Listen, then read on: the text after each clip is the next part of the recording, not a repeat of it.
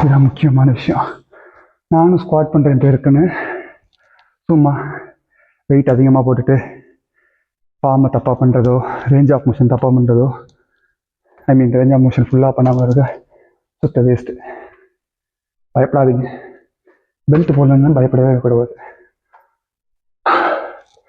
So எப்போ belt போடணும், எப்போ பெல்ட் போடக்கூடாதுன்றது அதுக்குன்னு ஒரு குறிப்பிட்ட ரேஞ்ச் ஆஃப் வெயிட் இருக்குது.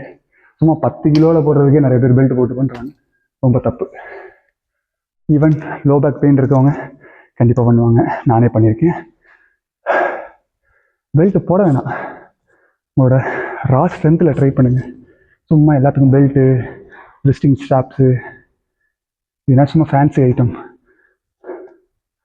ராவில் ட்ரை பண்ணுங்கள், ரா ஸ்ட்ரென்த்தை இம்ப்ரூவ் பண்ணுங்கள். அப்போ தான் உங்களுக்கு சரியாகும். ஒரு எக்ஸ்ட்ரீம் வெயிட்டில் போகும்போது டச்சுக்கு ஒரு சப்போர்ட் ஆள் இருந்தே ஆகணும். அதே போல் பெல்ட் போட்டே ஆகணும்.